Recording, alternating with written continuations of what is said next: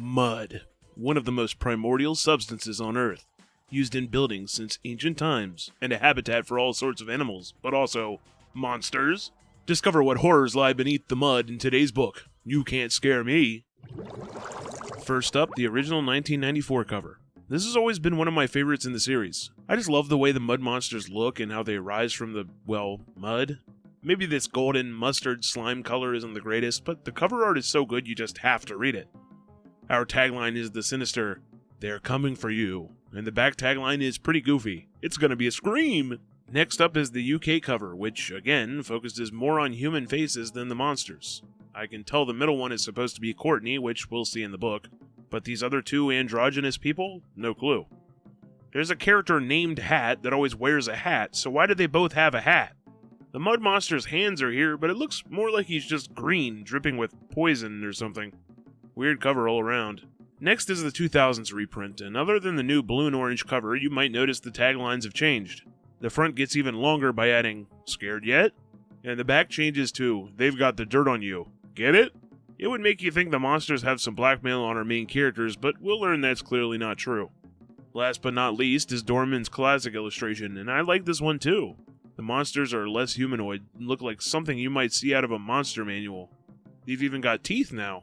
And thankfully the book is also chock full of bonus features. No splat stats, but we do learn some uses for mud, a quiz on your Goosebumps reading comprehension, which we won't take because it spoils some later books, and some spider facts, which, if you haven't read the book or seen the show, you may be asking why that's here. Well, you'll see. And see you shall. Let's get to the summary. Today is field trip day, or school trip day if you're British. Like Camp Nightmare, we get a whole host of characters I'm unsure are even relevant. What is true is that our main character is named Eddie, and his best friend is named Hat, because he always wears a hat. Molly, Charlene, Denise, and someone that definitely is important, Courtney. She is the target of some scare tactics today, because she thinks she's so cool and brave, so we gotta terrorize her. But before that, we get some joking around on the bus. Eddie looks like Bugs Bunny, Hat looks like Dopey from Snow White, and Charlene and Molly are practically the twins from The Shining. The kids are assigned with writing a list of wildlife and plant life they list as they see them, and Eddie just doesn't write things out of pure hatred? He sees trees and weeds, too boring. Courtney sees a deer and asks him about the bat, but he just thinks bats are ugly? Write that down, dude. Basically, Eddie thinks that Courtney and her friend Denise are trying too hard when they should be goofing off. I don't think this is that kind of field trip, though.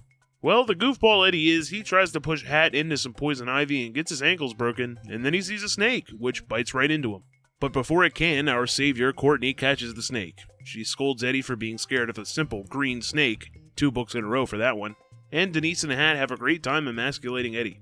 And while Courtney is the person talking the least amount of shit, Eddie still blames her for ruining his day. Ahead of them, a circle is crowded in front of the bus. Charlene calls back that it's Courtney. Did she get attacked? Well, no actually, she has 2 bumblebees crawling across her palm. How adorable. Eddie is silently screaming to himself, "Please sting her, oh please!" He realizes that's a pretty rude thing to think, but he still thinks she deserves it for being a show-off. Really, Eddie has a bit of an unsaid admiration for Courtney, because he can't help but wonder how she can do that, especially because he's been scared of bees since he was a little kid. But then, Courtney throws the bees at him! Okay, well that was pretty rude to the bees. Some chaos ensues, 1 bee lands on Hat and the other on the ground as Eddie screams. They get back on the bus, and the entire class laughs at them on the way. After a few moments of stewing and embarrassment, the group takes their time to think up a plan to finally crack Courtney's cold exterior. At a red light, they notice the woods nearby leads to Muddy Creek. Maybe she's afraid of the mud monsters. A legend in town tells that when the moon is full... 2 full moon stories back to back. Anyway, when the moon is full, these mud monsters look for victims to pull people down into the mud with them. Scary. But there's no way cool and calm collected Courtney could be scared of a myth like that. So they think of new ideas, and Molly's got one. Her brother has this rubber snake, but not like a puny, adorable green snake, but a huge black one with scary fangs, and it looks real. Feels like a poor idea to me, but they're excited to try it out. So fast forward to the next school day, and the deed is done. Courtney's lunch bag is easy to spot, so Molly puts the snake in it, and now to just wait. The whole group of friends is so excited for what's to come, they completely forget anything that happens in class, but finally, it's lunchtime. The time. The kids grab their own lunches and wait with bated breath, but just then, Mr. Melvin arrives mentioning he forgot his lunch. Being the great kid she is, Courtney offers to let him have some of hers, because her mom always packs too much. Oh no. Mr. Melvin opens the bag and screams. It's so realistic. Courtney moves over and stomps the thing to pieces, severing its head. It seems she avoided being accused of putting it in her own bag to scare Mr. Melvin, and she has a pretty good idea who did it. So this plan failed, and after school they need to think of a new one. Something living. But before they can think more on that, Mrs. Rudolph, a neighbor, comes over and screams for help. Oh, the humanity! Her cat Muttley is stuck in a tree. So despite 4 friends being here, all the focus is on Eddie. Even though he's afraid of heights, Mrs. Rudolph is like, "You can climb a tree, right? All boys your age can climb trees, right?" Not really. But Eddie takes this as her calling him a chicken, and that she'll tell his mom he's a little bitch boy if he doesn't do it. So it's time to climb. Or it would be if the branch didn't just crack. The cat's falling! But with a spark of feline agility, the cat manages to cling onto the tree branch and pull itself back up. Realizing nothing's gonna change, Mrs. Rudolph is like, well, I guess I gotta call the fire department. But then a savior arrives, Courtney. She quickly gets a hold of the situation and climbs her way up, saving Muttley with ease. Mrs. Rudolph is glad someone around here is brave enough, and Eddie is quite embarrassed. The entire group of friends shift awkwardly as Courtney asks if Eddie was the one with the idea for the rubber snake. No way! Yeah, he's not a good liar. So Courtney leaves. How about a live tarantula down her back? The plan is simple, easy, genius even. The science teacher keeps tarantulas in the lab. They'll just take one after school and stick it in a locker overnight. At gym class, Hat and Eddie will sneak onto a balcony and the girls will distract Courtney to stand in the perfect position, dropping the spider onto her hair. Surely the easiest thing to pull off. So it's Thursday. Time for phase 1, getting the tarantula. They pass by the teacher's lounge and notice they have a meeting. Good start. They make it to the lab and despite the teacher not being here, their anxiety is high. They almost decide to just leave, but the plan must continue. They find the spiders and take a moment to call them ugly, so this is an adorable tarantula checkpoint. If you have arachnophobia, I'm sorry. Well, the boys realize they forgot to actually bring something to carry the spider in, and though their hands would be the easiest option, that's scary. But they do actually find a plastic container, which they poke holes into for some air. Despite having the easy job of holding the container, Eddie's still scared stiff just watching Hat put the thing in. Maybe Eddie just needs to realize he's not the bravest guy.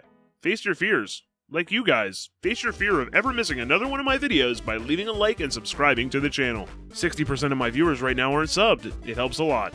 The tarantula is pretty agitated in its new plastic prison, but before Eddie can put the lid on, footsteps outside the door. The boys hide in the supply closet just as the teacher arrives. Crammed inside, they wait as Mr. Dollinger makes his rounds, and luckily, he never opens the cabinet door.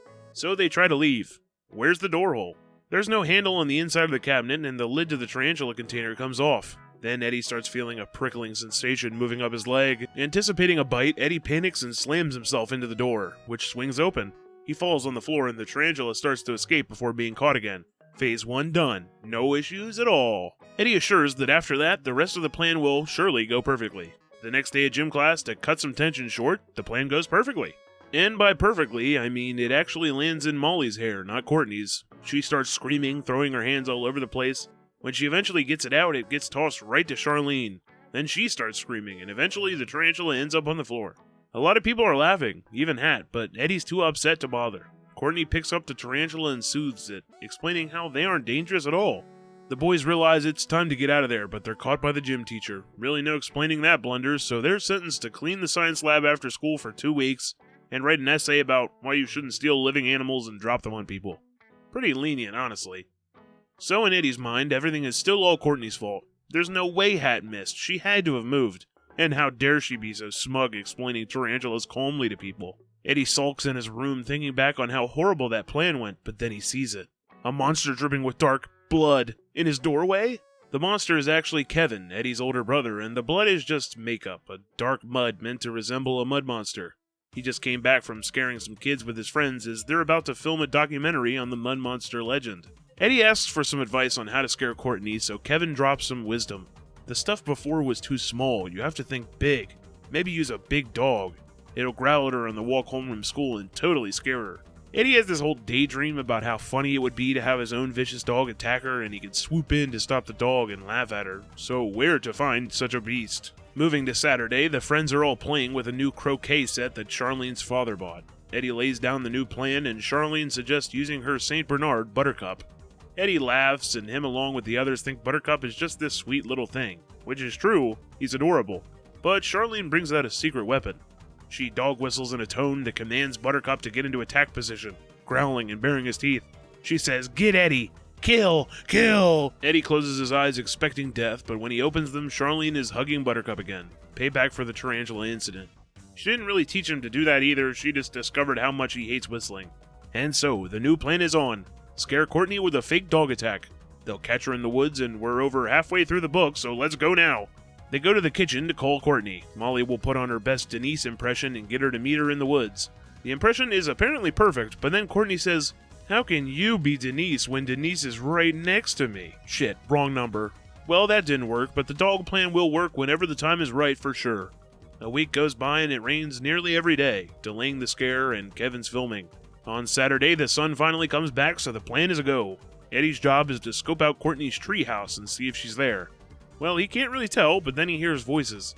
Courtney and Denise are actually walking in the woods together just ahead of him, and they don't notice him yet. Eddie returns to the group and adds some extra pizzazz to the plan. He brought some shaving cream. He'll put it around Buttercup's face to make him look rabid. Genius! So they get into place, but then a noise comes from behind. A squirrel appears by the shrubs, and Buttercup takes off. Where did he go? The group moves along desperately to try and find the poor dog. Another plan is assumedly ruined. In Eddie's head, he's angry at how stupid this dog is. This kid's just rude. Eventually, Eddie realizes he's completely lost, and no one's responding. Some footsteps approach rapidly. It must be Buttercup.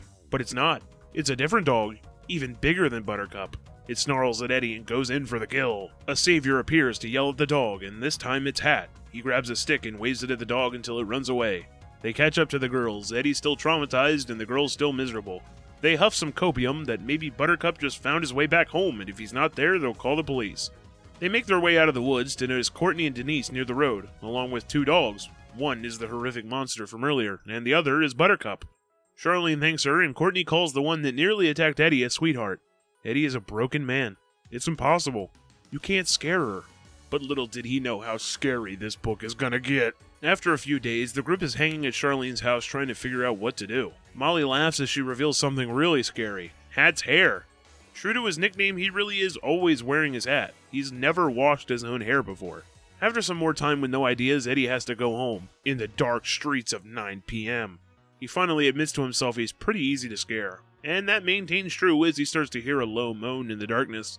Shadows appear from the distance, coming closer and closer. He's never making it home. Eddie sprints home as fast as he can, barely making it in the door before nothing. He realizes he was just imagining things. It happens. But this event gives Eddie some inspiration. Something so obvious he can't believe they never did it before. He calls Charlene and tells her they have to scare Courtney at night. Everything is scarier at night. But they still need an idea. Conveniently, the discussion at morning meeting today, or I guess what I would call homeroom, is about monsters. The teacher goes on about how monsters aren't truly real, just things we create to make the real world seem less scary. Despite this truth nuke, Courtney feels the need to stand up for her scientist uncle who propagates all the cryptids in this world. He believes the Loch Ness Monster is real. They even have photos of it. The photos which were well known to have been a hoax around the time this book was published, but it's gotta be real. And Bigfoot too! They got pictures of his footprints in the Himalayas. Wow, what a bomb to drop. She believes in monsters. This is perfect! The group goes to Kevin and begs him to have him and his friends get in their mud monster costumes and scare the shit out of Courtney. Initially, he's hesitant, but the idea does intrigue him. The idea is to have Courtney in the treehouse at night and then they scare her, I guess. You might be wondering how they can make sure Courtney's there. Well, Molly has it secured, though she won't explain how. The deal is that Eddie will basically be Kevin's personal slave for a whole month, but that's totally worth it. Tomorrow night, we finally scare Courtney. It's about time for our dedicated exposition dump, so this chapter starts with Eddie thinking back on how this mud monster myth even started. Some early settlers of this town were too poor to build their own homes, so they made huts in the woods by the aptly named Muddy Creek. The creek used to be huge back then as well. Soon enough, the people made a whole village of huts. The rich people in their normal houses looked down on these poor souls and didn't let them have access to the water supply or be able to use credit at stores. People got sick and starved, but the town didn't give a damn. One day, a terrible rainstorm came and the creek rose. Heavy mud buried the entire village like lava, and the next day, it was gone. Only now, on one day of the year during a full moon, the villagers rise from the dead as mud monsters to get revenge on townspeople. Pretty cool story, and if Courtney believes it, she's gonna be scared tonight. Fast forward to nighttime and Kevin's already getting the most out of his sweatshop worker. When he's finished treating Eddie like a servant, he leaves for the woods, and Eddie heads to Molly's to figure out how she's gonna get Courtney to the woods. At Molly's house, Molly makes a call to Courtney, and she doesn't try any trickery. Well, voice-wise at least. She lies that she heard on the radio the mud monsters will appear tonight, and since Courtney believes in monsters, this is pretty cool. Initially, Courtney doesn't buy it, but then Molly says that she'll be there, and maybe Courtney's just too chicken to go. Like any Goosebumps kid, this is an insult to the core of your being, so she'll be there in 10 minutes. Genius work. The walk to the woods is cold, damp, exciting, and a little scary. Eddie's already expecting something to ruin this plan, but Molly assures him that this cannot go wrong. They catch up with Hat and Charlene to see they haven't seen Kevin and his friends yet, but Courtney and Denise are definitely here. Assuming Kevin's group is by the creek already, they move forward. A low moaning sound comes from the distance, freaking Eddie out, but Charlene says it's just a bird. Awkward. After a few minutes, with more sounds scaring Eddie, and him even tripping at one point, we make it to the part of the creek where the treehouse is visible. They hide as they watch Courtney and Denise scout the area, wondering, where the hell's Kevin? And then something moves behind the treehouse. It's not another fake-out. Everyone sees them this time. 3 figures appear from the mud. The mud monsters! Thank God Kevin and his friends are here. Despite being right behind the girls, Courtney and Denise never notice them approaching. A noise comes from behind Eddie and 3 more mud monsters appear. One is clearly Kevin, and he says, "Sorry, punk, but we had a flat tire." But if that's them, then who are the monsters over there? It's not just the 3 either. More and more keep rising from the mud. Dozens of them arrive and start moving towards the treehouse. Eddie instinctively yells out for Courtney and Denise to run, and they do. They scream, and while this is all that Eddie and his friends ever wanted, it's not really the time to think about that. Everyone's screaming, running for their lives for who knows how long. Well, that all happened 2 weeks ago, Eddie says. Him and his friends really don't go out much anymore. Kevin offers to show him the documentary, and Eddie just can't watch it. Everyone's basically been traumatized except for Courtney. She's been bragging all about how my life got flipped. Scratch that. She's bragging that the monsters were real, worse than ever. Eddie concludes that him and his friends would love to scare Courtney so bad, but they can't. They're just too scared. 5 pages. Let me say that again. 5 pages. That's when the mud monsters appear. And they don't do anything. At least the mummies tried to kill Ahmed in Curse of the Mummy's Tomb. I'll give them the benefit of the doubt, though, for having Kevin's group be a stand-in for the monsters before, and the cool backstory they gave to the monsters. I personally just love the way the monsters look. I'm a big fan of monsters, I guess, I don't know. Compared to any other book so far, this has to be one of the biggest groups of haters on Earth. Not to say Courtney isn't a little annoying, she definitely feels a little superior and brags a bit, but she's no worse to Eddie than any of his own friends. To be honest, most of the instances of her seeming so stuck up just seem like misunderstandings crafted in Eddie's head to perpetuate his own hatred. Assuming the legend is actually real, though, the kids have a whole year before this ever happens again, and considering the fact they've never even seen them till now, I doubt they're even that dangerous. Maybe they just like to chill out. All in all, this book is about middle of the road to me. Nothing too bad, nothing too great. You'd wish these kids would realize to give up trying to scare one person that doesn't fall for it and pick up a new hobby. Mario Party comes out in a few years, kids. Go play that. But that's not all. We've got an episode to watch, and I remember this being one I enjoyed as a kid, so let's see if it holds up.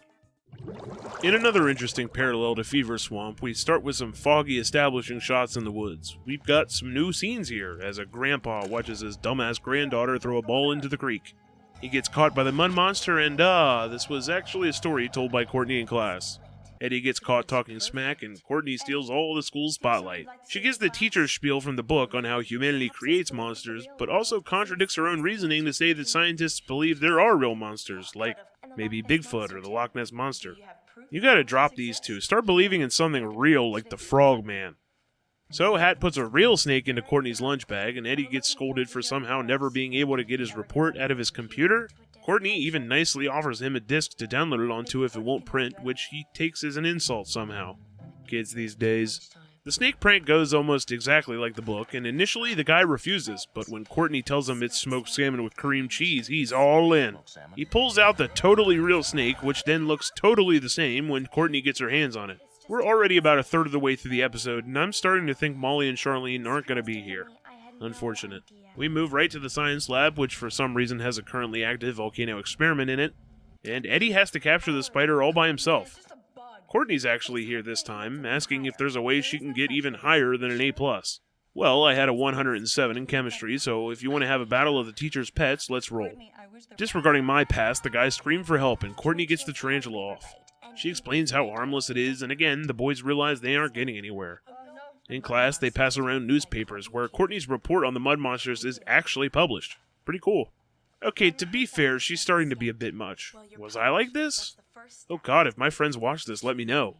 If you're any other person, comment below if you were more like Courtney or these guys in school. They call Courtney a chicken and we go right to the mud monster idea. They cover Eddie in mud and wait. Not very convincing so far, I gotta say. Hat tries to find Courtney while Eddie keeps trying to apply mud, and what the hell is that? Hat actually finds the real mud monster, and oh, there's the choppy frame rate camera again. Really tense, that's for sure. The editor just gives up on consistency as we switch between sped up footage, choppy frames, these kids. This is when the story takes a turn. Courtney isn't scared at all. In fact, she starts to patronize the monster. She goes on a tangent about the monster's aggression and her own personality for so long that the sun comes out, hardening the mud monster. Courtney gets a whole news segment about it, and apparently the president called her earlier? As I told the president earlier, when he phoned to congratulate me, I always suspected that there might be some truth to the legend of the mud monster. There's no way this is that important, especially since they just leave the thing on the ground. It starts raining, so the mud monster gets active again. Unbeknownst to our two boys, it's right behind them. Well, they're dead. The episode definitely flew by. The pacing is lightning fast. None of the other girls, no dog, no Kevin, just the attempts at scares. It's unfortunate they could only get one mud monster, but he looks great. They actually managed to make Courtney annoying, too. She's practically our Goosebumps' very own Veruca Salt. In all honesty, I can't particularly say either of these were great, but they are enjoyable. I like to find the best in everything, so if you really like mud, give these a try. Maybe stick to the episode though. The pacing is better because the shtick doesn't go on even longer, and the ending is funnier in my opinion. It's a difference in the twist of the monsters are actually real, or the monsters are real, and Courtney treats it like any other creature on Earth. So, did you feel inspired to seek out a cryptid in your area? Do you now fear what's lurking beneath the mud? Next time we'll be taking a trip away from all these swamps and creeks to the classic One Day at Horrorland.